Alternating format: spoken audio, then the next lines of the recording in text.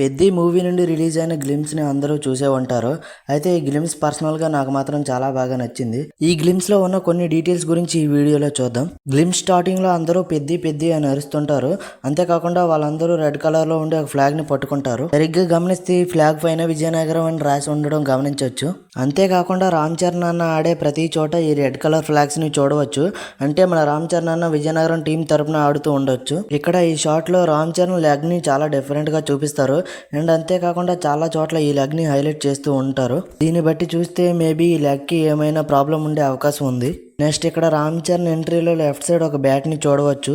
Maybe ఇది మన పెద్దదే అయి ఉండవచ్చు. అండ్ ఇక్కడ బ్యాట్ బ్యాక్ సైడ్ నా వైట్ కలర్ లో ఏదో రాసి ఉంటుంది. కాకపోతే ఇది ఏంటనేది మనకు సరిగ్గా అర్థం కాదు. నెక్స్ట్ ఇక్కడ ఈ షాట్ లో ఈ బండిని చాలా మంది కలిసి లాగుతుంటారు. కానీ మన రామ్ చరణ్ అన్న మాత్రం ఒక్కడే లాగిస్తుంటాడు. అంటే దీన్ని బట్టి ఆయన స్ట్రెంత్ ఏంటో మనం చూడవచ్చు. బ్యాక్ సైడ్ ని చెరుకు పంటను మనం గమనించవచ్చు. ఎందుకంటే ఉత్తరాంధ్రలో ఎక్కువగా చెరుకును పండిస్తుంటారు కదా, దానికి సింబాలిక్ గా దీన్ని పెట్టి ఉండవచ్చు. అండ్ ఇక్కడ బ్యాక్ సైడ్ ఒక పొలిటీషియన్ కటౌట్ ను కూడా గమనించవచ్చు. కానీ ఇది ఎవరిది అనేది అంత స్పష్టంగా తెలియదు.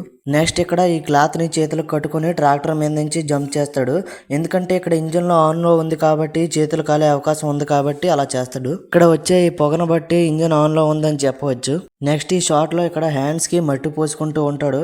ఎందుకంటే ఇక్కడ డైవ్ చేయడం వల్ల దెబ్బలు తగిలి ఉండవచ్చు. డైవ్ చేశాడని ఎలా చెప్తున్నానంటే ఇక్కడ షర్ట్ కూడా చిరిగి ఉంటుంది. నెక్స్ట్ మన రామ్ చరణ్ అన్న ఇక్కడ ఈ షాట్ ఆడగానే బ్యాక్ సైడ్ చాలా మంది పరిగెత్తుకుంటూ వస్తారు. అంటే వాళ్ళకి ఖచ్చితంగా తెలుసు ఈ షాట్ ఆడితే అది ఖచ్చితంగా సిక్సరే వెళ్తుందని. దాన్ని బట్టి వాళ్ళందరూ సెలబ్రేట్ చేసుకోవడానికి ఇలా వచ్చి ఉండవచ్చు. అంతేకాకుండా ఈ పెద్ద మూవీలో మన రామ్ చరణ్ అన్న కేవలం క్రికెట్ మాత్రమే కాకుండా 3 గేమ్స్ వరకు ఆడతారంట. అయితే చాలా మంది ఈ షాట్ ని దసరా మూవీలో లాగా అనిపిస్తుందని కంపేర్ చేస్తున్నారు. కానీ దానికి దీనికి అసలు ఏమాత్రం సంబంధం లేదు.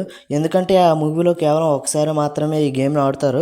కానీ పెద్ద మూవీ మాత్రం కంప్లీట్ గా ఒక స్పోర్ట్స్ బ్యాక్ డ్రాప్ లో ఉంటుంది. మరి మీకు ఈ గ్లిమ్స్ ఎలా అనిపించిందో చెప్పండి.